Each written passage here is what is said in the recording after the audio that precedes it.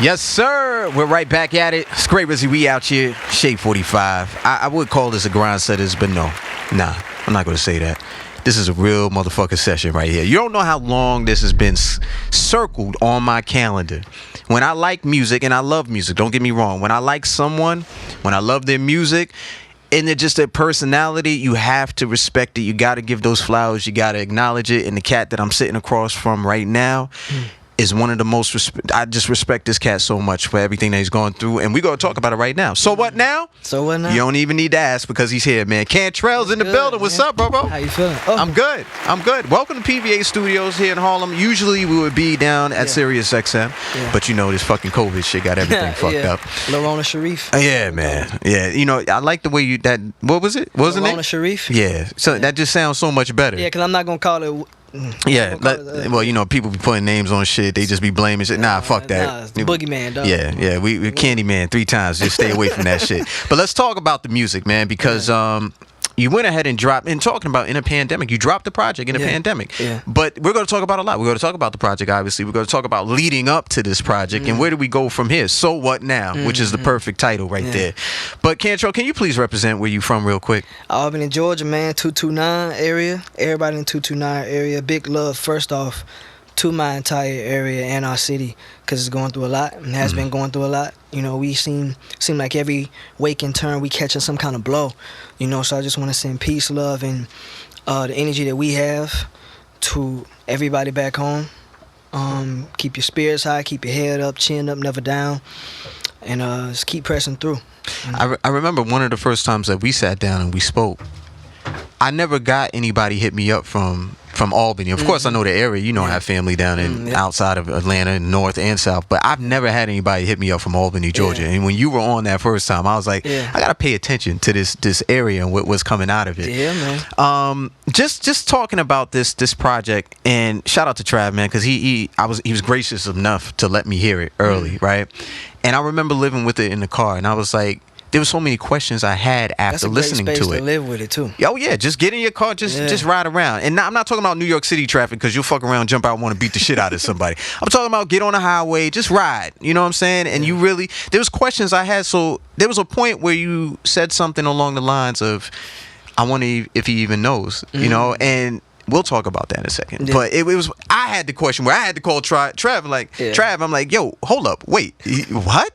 You know what I'm saying? Yeah, that's how I envisioned it being too. Like that reaction, just that knee-jerk reaction. Like, wait, what did he just say? Is it? Let me text. Let me call. You know. Well, let's talk about So What Now, because I know that's kind of me giving the middle of the story away. Yeah. How do we get to So What Now? Because there's a lot in this project, and we only have 8 songs. Yeah. You know what I'm saying? But you packed a lot of information into it. How do we get to this project right here? Man, I think a lot of loss. I think a lot of times and moments where I was feeling lonely. A lot of times where I was feeling supported. There's a lot of ups and downs, a lot of twists and turns. I want to say 2019 and how it tried to beat me up is how we got to that, you know, to where we are with the upside. You know, it tried to beat me up, but at the end of the day, I got good people behind me at the end of the day, you know, so came out unscathed. You know what I mean? All better for it. Yeah. It's one of the things that we talked about. You had a listening session over Zoom. Everybody's all the fuck zoomed out, but at least this was a good one. You know, seeing some really dope, familiar faces on there. But something that you said is coming into this process of getting signed, Mass Appeal. Yeah.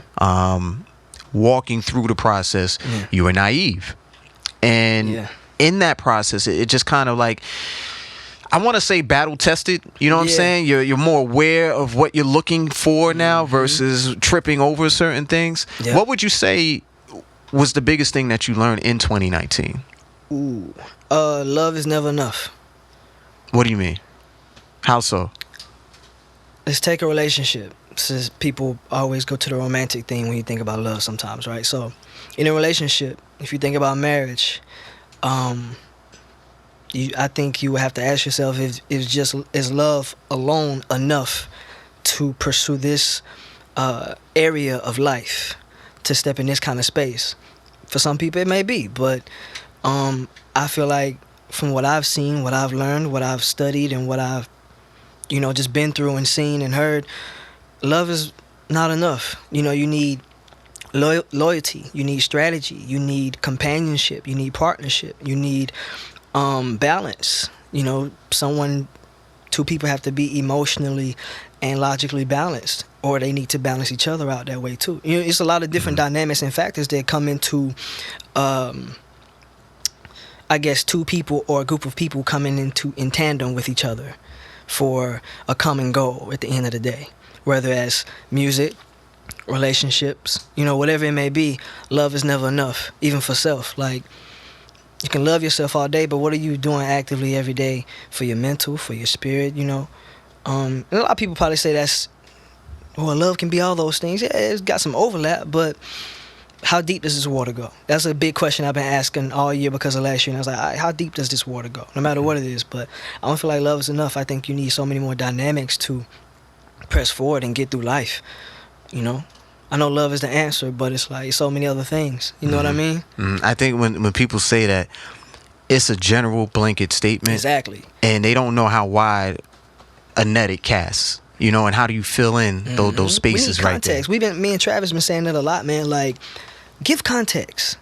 Like, people be sending out tweets just to go viral, and it's like, man, that's dangerous. Give it context. When you're trying to lead people and guide people, and you give them this blanket thing, or you give them like a knee-jerk statement, it's like, I get that context.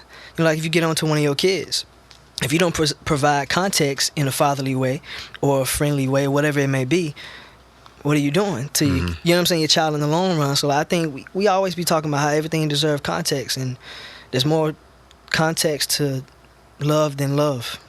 That's deep, bro. I know somebody in their car, like, they had to pull over. They like, boom, this shit is crazy. I didn't know I was going to get this. I hope it ain't raining, because it's a rainy night out there. They probably crying. Oh, shit. Maybe they need to go outside and get wet anyway. You know what I'm saying? So they could wake the fuck up.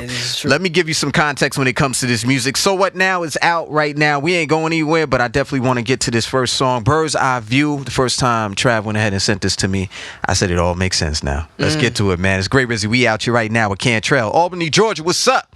Shade 45 representing. We gotta do this more often, man. I feel like you and I could have a show. Trav, put that mark that down in your notebook.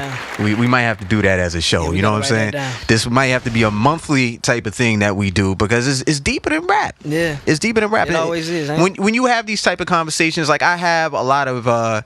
I like cracking jokes with Devontae Hitchcock. Yeah. But he's deep, Yeah. I love sitting down and just connecting with J.I.D. Yeah. It's deep, you know what I'm saying? Earth Gang, deep. And I feel like there's a lot of artists that are out there who have those thought processes. Yeah. But they don't always have the light shined on them. I don't know if it's because they too deep. I don't know if it's because it's too much work. Maybe they too complex for somebody that just want to get a quick dollar. Yeah.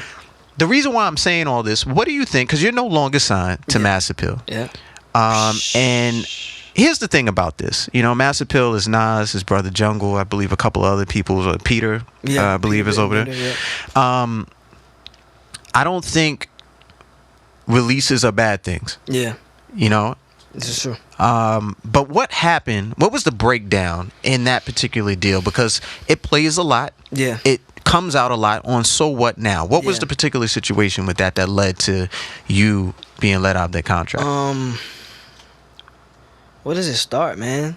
I feel like it starts with disappointment on both sides and missteps and misfires on both sides. That's where it starts. So let's just say that first. It's both sides, right?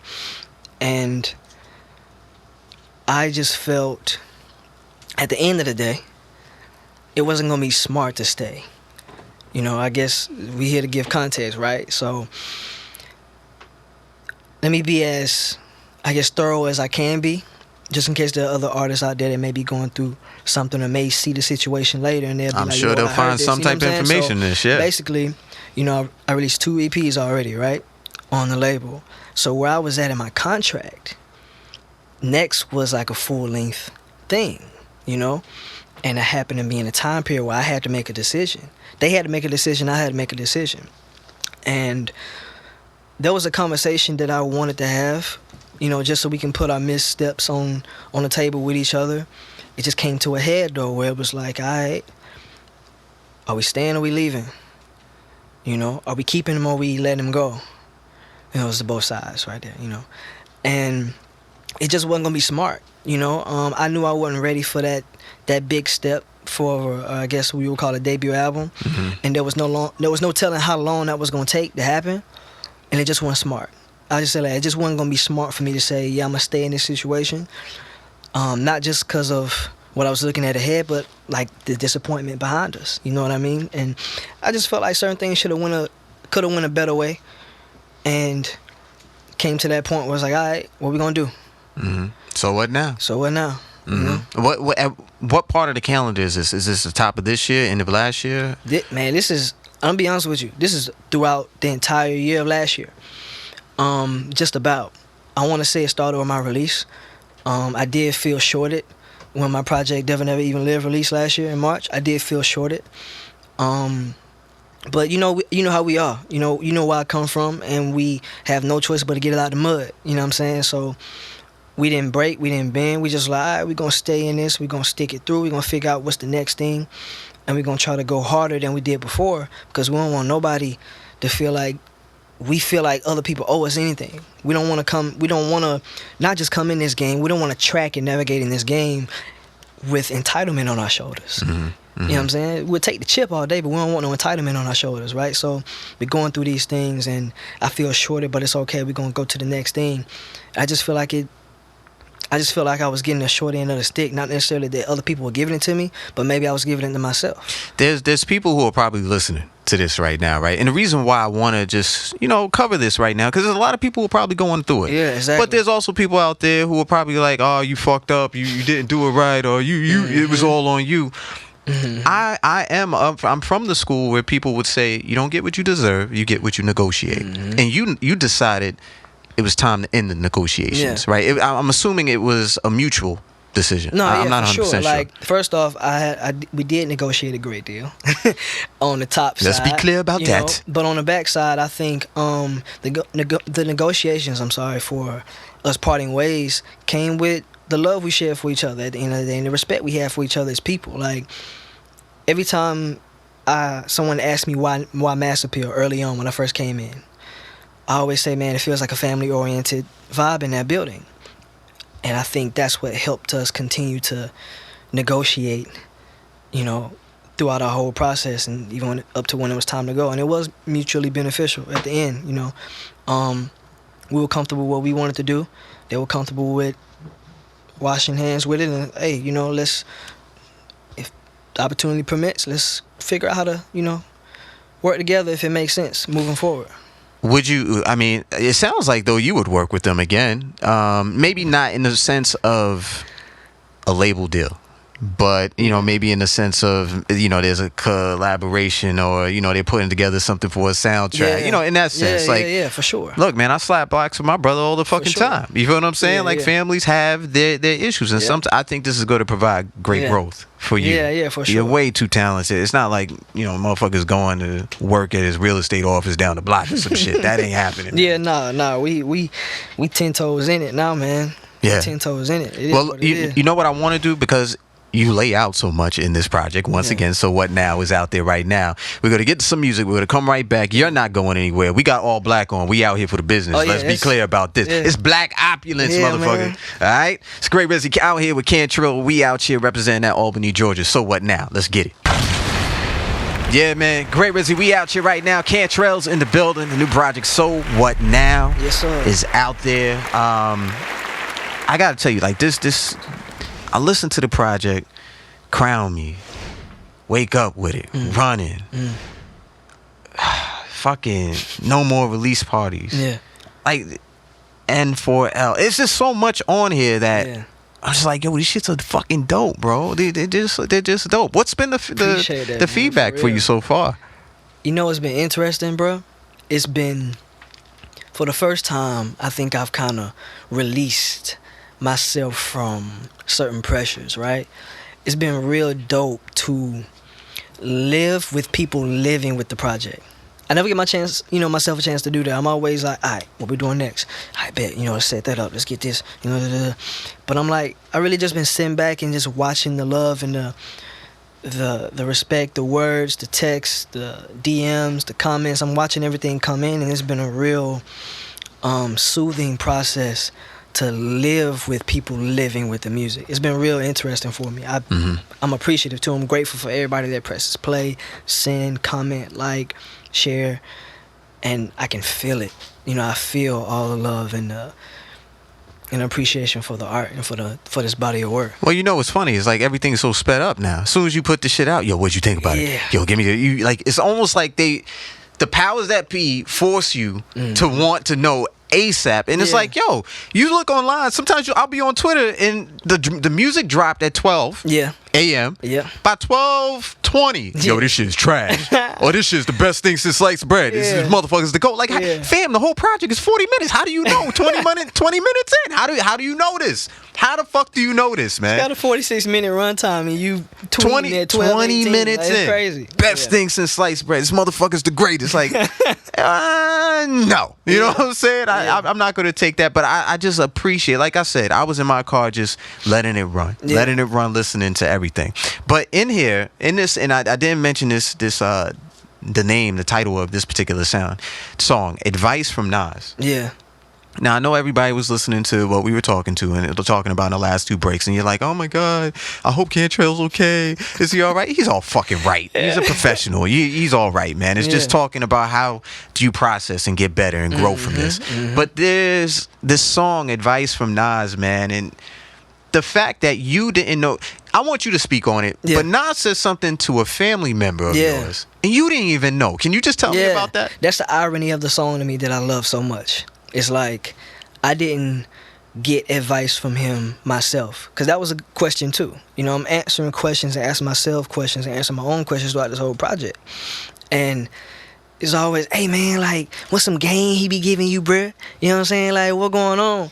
And I'm like, I don't respond then. You know what I'm saying? Because it's like, you never know how something going to go. But now it's like, all right, this is where we're going to put it. And that's the irony of it to me. I never got advice from him myself.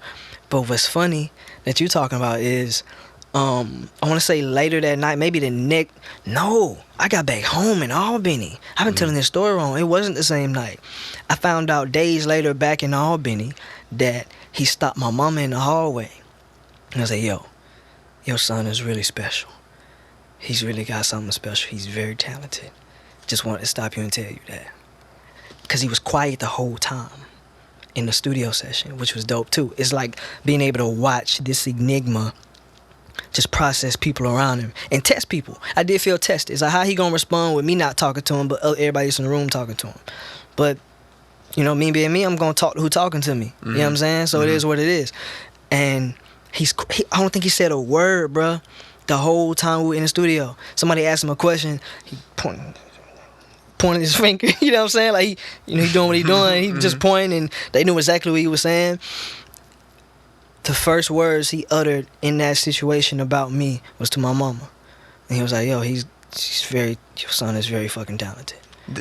Is your mom aware of who Nas is? Yeah, for sure. Okay, all right. Yeah, I feel like she the reason I am as embedded in hip-hop as I am. Now, she collected music, and I was scavenging through her music collection, just listening to, Mystical. I'm listening to the True album, No Limit album. I'm to Cal, Biggie. I'm just jumping around trying to get as much as I can before she get home, because I would stay home by myself. And that's how. And Nas was always in there, but I used to skip it all the time. But that's because I'm trying to get as much music as I can before she get home. Wow. Full circle, ended up signing to him, and that moment happened where he stopped in the hallway. I'm assuming her being aware of who he is. Yeah, like that's a pride moment, man, because Nas is the holy trinity for so many people out there. Of course, Biggie, Jay-Z, and Nas. Yeah, for sure. She was like, "Wait, he didn't tell you that? Stop, boy, stop." Wow. He didn't tell you what he told me. And it's funny, if you would have told her that story, you'd be like, yeah, all right, whatever. But he said that to her, man. Yep. But look, I want to say this to you, bro. Like, I think in growth, there has to be some type of pain, or else you won't appreciate joy. You see what I'm saying? Rain makes you appreciate sunshine, you know, but rain also creates growth. You know what I'm saying? Nourishment as well. Yeah. And I think what you're going through right now is exactly what most artists should go through. Yeah. Because if it's handed to you, there's no way to really grow from that. Exactly. And when you hit some type of adversity, and you don't know what to do. You don't know what the fuck you to don't know. It's like that movie Never Back Down. He was like, you know, most people don't know how to take a punch. He was like, you could tell everything about a fighter with that first punch. You know, you hit them once, they either gonna back up or they gonna get the fuck in. You know, and then he tapped him. You know what I'm saying? I feel like that's what that is. Like, you gotta know how to take punches. Yeah. Well, you're digging in right now, man. And I tell you, you definitely. But I agree with Nas. You know what I'm saying? Hey, that boy's special, man. I want you to tap in with Cantrell, man. Tell them all the ways that they could go ahead and follow you, stay up to date with what you got going on, stay in touch with you. Yeah, for sure.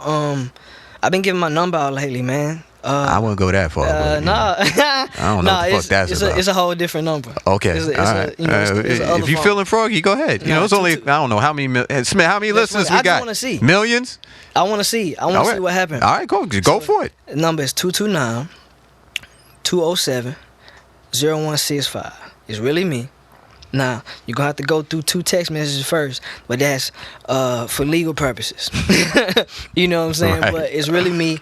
But you can also follow me on whatever social media platform you use at I am Cantrell. That's I am, not I am. I know I talk with that southern stuff. You know what I'm saying? But I am Cantrell. You know, just tap in with me. Like, we really want to build, you know what I'm saying, with the people that matter. And just with everything going on in this world, like, it's clear that every person matters at the end of it. So we want to talk to the people.